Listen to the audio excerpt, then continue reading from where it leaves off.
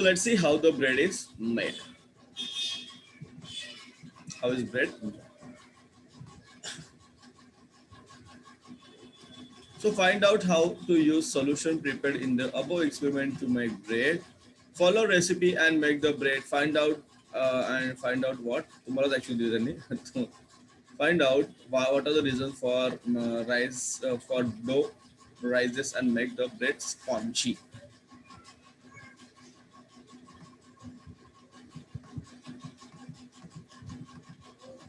Even often alcohol.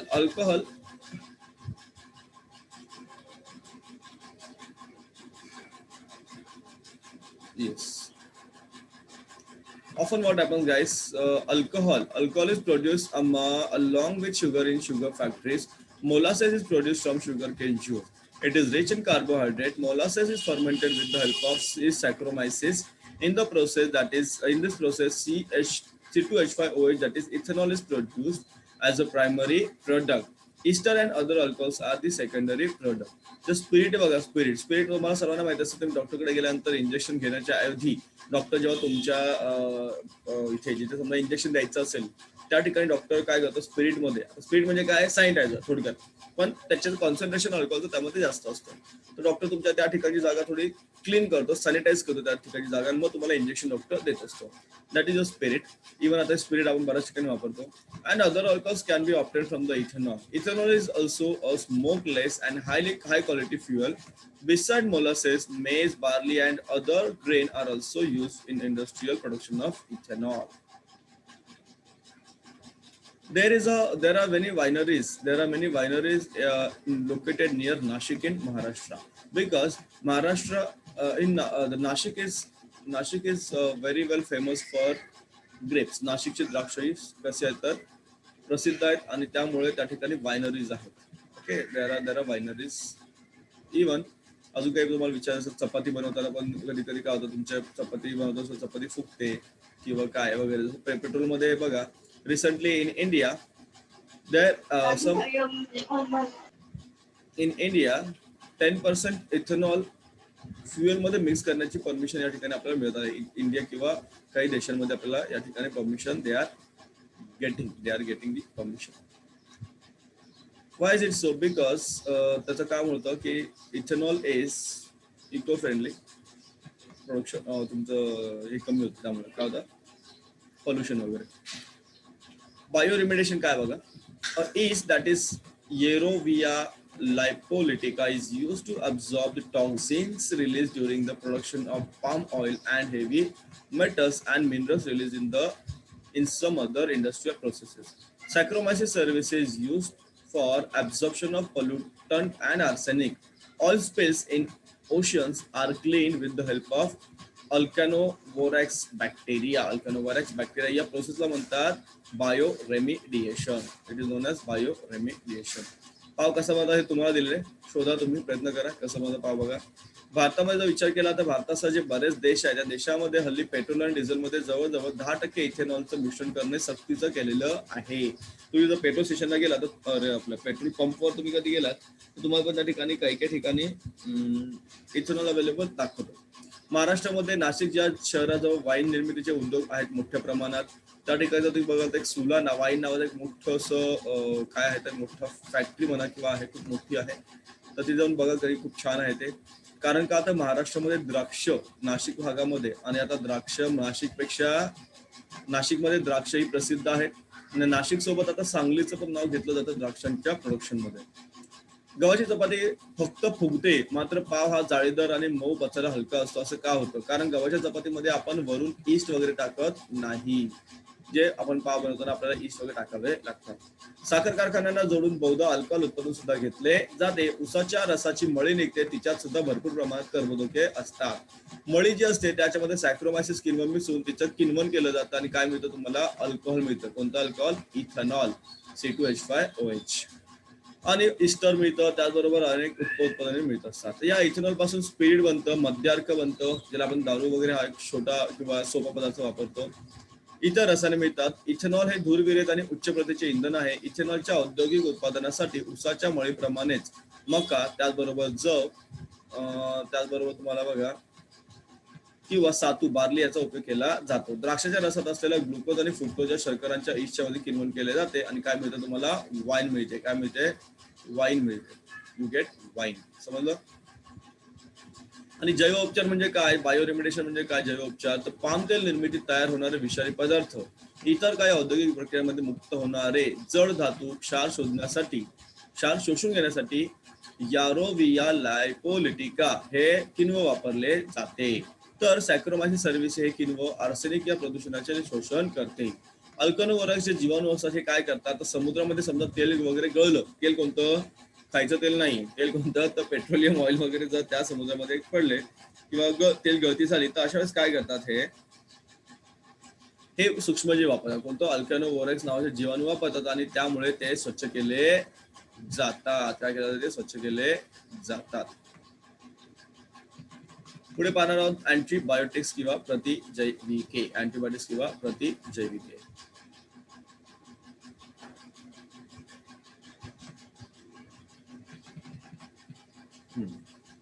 What are antibiotics, guys? Carbon compounds obtained from some bacteria and fungi for destroying or preventing the growth of harmful microorganisms are called antibiotics. Antibiotics, a discovery of 20th century, have brought about a revolution in the field of medicine. Even a disease like tuberculosis has been almost completely eradicated from some countries. Antibiotics mainly act against bacteria.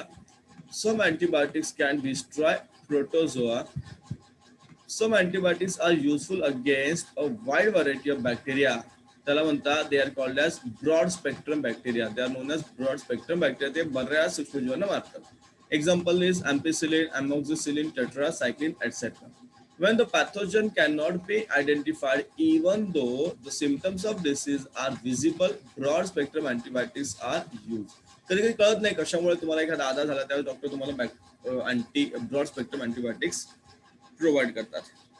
So they can kill the bacteria. Sorry, pathogen. However, whenever a pathogenic microorganism is definitely known, जेव्हा माहित असेल की याच्यामुळेच आपल्याला काही त्रास होतोय, you know the pathogen or you know the pathogenic microorganisms, then narrow spectrum antibiotic. narrow म्हणजे फक्त त्याच सूक्ष्मजीवाला तो मारून टाकेल. It will kill only that particular pathogenic microorganism. Example is penicillin, gentamicin, erythromycin. They are the narrow spectrum. They are the narrow spectrum antibiotics.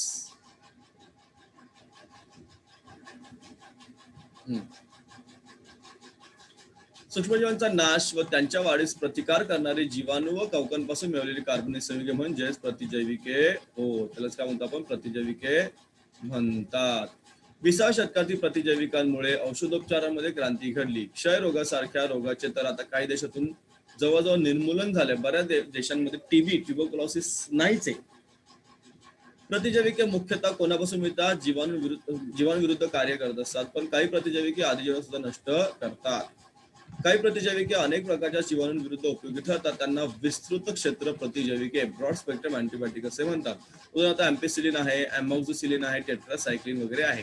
हे तुम्ही जर डॉक्टरकडे किती गेलात आणि तर तुम्हाला डॉक्टर 6 गोळ्यांचं एक पाकिट देतो, त्याला म्हणतो हे अँटीबायोटिक देतोय, खाऊन घ्या, बरं वाटलं तरी खा, याचा कोर्स पूर्ण करा, तर त्या ठिकाणी तुम्ही जर बघितलं तुम्हाला ही नावं त्या ठिकाणी पाहायला मिळतील.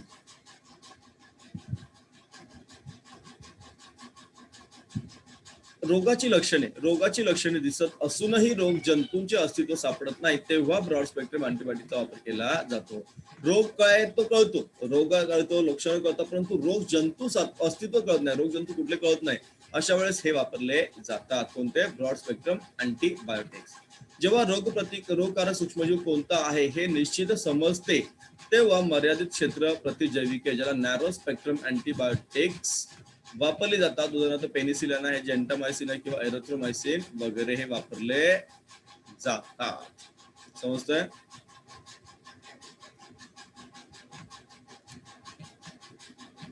पुण्याला मग एक इन्स्टिट्यूट आहे पुण्याला, त्याचं नाव आहे नॅशनल इन्स्टिट्यूट ऑफ व्हायरोलॉजी. 1952 साली पुण्यामध्ये स्थापित झालेले आहे. Undertakes research related to disease like measles, jaundice, fever, disease of lungs with support from World Health Organization. Even जर आपल्या कोरोनाचा पण बराचसा अभ्यास या संस्थेने केलेला आहे.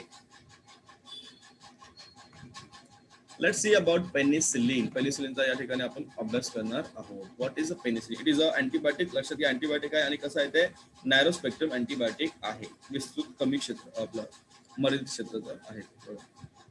मर्यादित क्षेत्र प्रतिजैविक आहे. ती आहे इन्स्टिट्यूट ऑफ व्हायरोलॉजी पुणे. पेनिसिलिनचा आपण अभ्यास करणार आहोत. So penicillin is what, guys? Penicillin is a group of antibiotics. Penicillin is what? It is a group of antibiotics obtained from fungus Penicillium. Penicillium नावाचं फंगस आहे, त्याच्यापासून आपल्याला हे अँटीबायोटिक मिळतं, ज्याला आपण म्हणतो penicillin, and is used for controlling the infections caused by bacteria like Staphylococci, Clostridia, Streptococci, etc. Medicines containing penicillin are useful to treat certain bacterial infections of the ear, nose, throat, skin, as well as diseases like pneumonia and scarlet fever. Scarlet fever.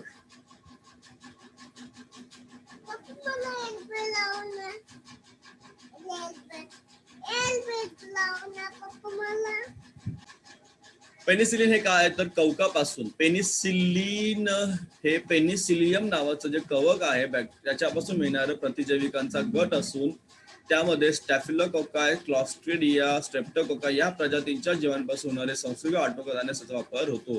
कान, नाक, घसा, त्वचा यांना जीवांमुळे होणारे संसर्ग, त्याचबरोबर pneumonia किंवा Scarlett fever, ज्याला लोहितांग ज्वर म्हणतात, यांचा उपचार करण्यासाठी पेनिसिलिन युक्त औषधे उपयुक्त आहे.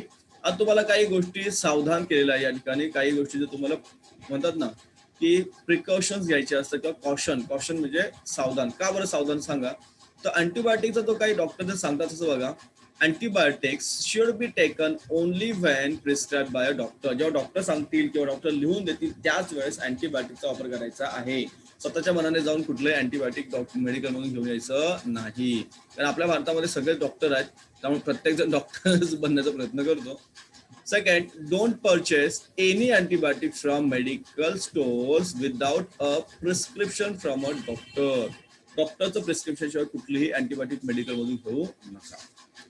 Third, don't consume antibiotics on your own to treat common diseases like a throat infection, common cold or influenza. तर हे जे काही साधे साधे आजार असतात ना, कॉमन कोल्ड, सर्दी होते, आपल्याला थोडासा ताप येतो कधी कधी, किंवा जर घसा दुखत वगैरे असेल तर अशा वेळेस स्वतःच्या मनाने कुठलंही अँटीबायोटिक घेऊ नका. Even if you feel well before completing the prescribed course of the antibiotic, you must continue and complete it. आता बघा, अँटीबायोटिक मध्ये सहसा 6 गोळ्या पाहतो आपण, बऱ्याच वेळा पाहतो मी, कधी कधी 8 किंवा 10 गोळ्या सुद्धा असतात. तर जनरली 6 गोळ्यांचं पॅकेट डॉक्टर देतात. तुम्हाला एकदा 1 किंवा 2 गोळी खाल्ली की तुम्हाला बरं वाटतं. तुम्ही विचार करता जाऊ द्या 4 गोळ्या खायच्याच नाही कारण लय कडू असतात आणि मोठ्या मोठ्या गोळ्या असतात. पण तसं करायचं नाहीये. You should complete the course. You should complete the given course to you guys. ते पूर्णच करायला पाहिजे. And don't suggest to others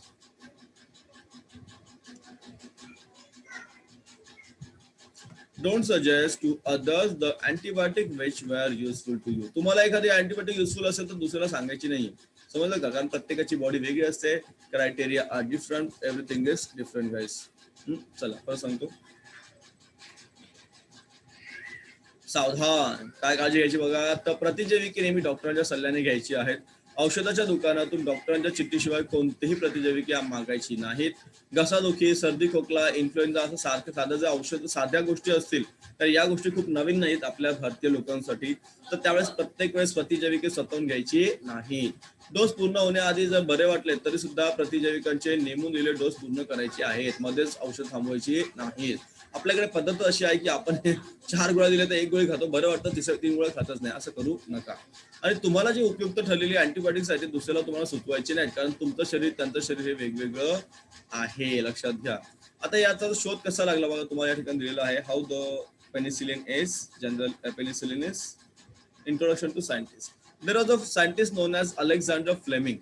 He was a professor of microbiology at St. Mary's Hospital, had cultured varieties of bacteria and fungi in petri dishes in his laboratory. त्याने काय केलं होतं petri dish म्हणजे काचेच्या अशा डिश असतात, काचेच्या अशा गोलगोल अशा वाट्या असतात, त्याच्यामध्ये त्याने बॅक्टेरिया आणि फंगाचं काय केलं होतं कल्चरमध्ये त्याने त्याची वाढ केली होती. On 3rd of September 1928, while observing staphylococci cultures, he made an interesting observation in one petri dish. In that petri dish, fungal colonies had grown, but the area around those colonies was clean and clear. That is, bacteria had actually been destroyed. आणि काय बघितलं की एक अशी पूर्ण plate होती, त्याच्यामध्ये fungal colonies वाढल्या होत्या, पण त्या फंगल कॉलनीच्या आजूबाजूला जे काही सूक्ष्मजीव होते, बॅक्टेरिया होत्या, त्या नष्ट झालेल्या होत्या.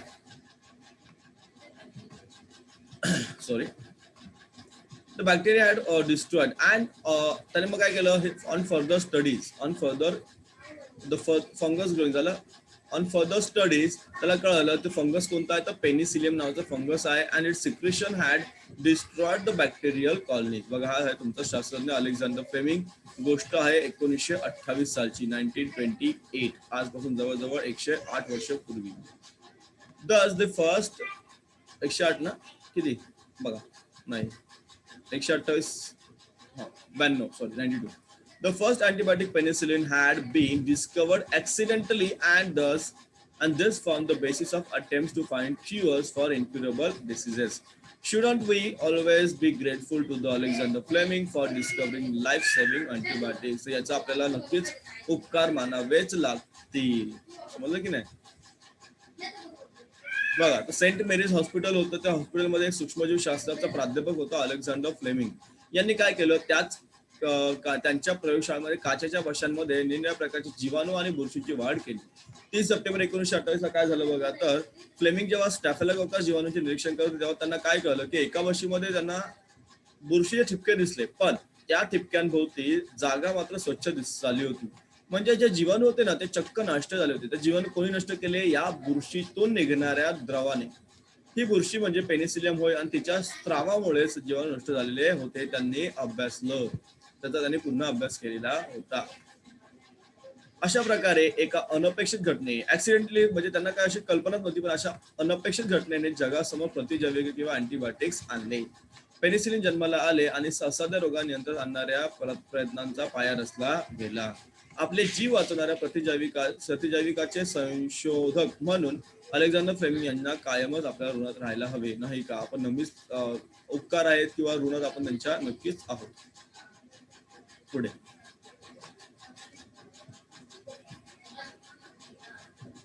येस, तो पुढे आपण एक मिनिट काय तुम्हाला इथे बघा, वंडरफुल टू नो. चला पाहून घेऊया, कारण काही गोष्टी खूप मजेशीर पण असतात. Ants grow fungi in their termitarium, that is anthill, and obtain food from it. Some species of wasps and other insects lay their eggs in the fungal bodies growing on trees, thus ensuring a food supply for their larvae. परत सांगतो तुम्हाला कळेल आणखी. Yes, काय होतं बघा इथे, तर ज्या मुंग्या असतात ना, मुंग्या, अँथिल म्हणजे वारूळ. अँथिल म्हणजे काय, वारूळ.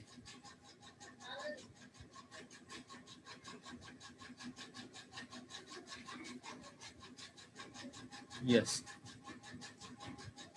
मुंग्या काय करतात, आपल्या वारुळात बुरशी वाढवून तिच्यापासून अन्न मिळवतात.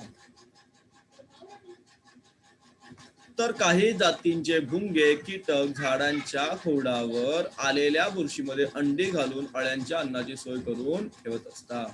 तर आज आपण पूर्णपणे पाहिलं होतं की युजफुल ऑर्गॅनिझम्स आपण पाहिले होते. आज जेवढे काही युजफुल ऑर्गॅनिझम्स आपण या ठिकाणी पाहिले.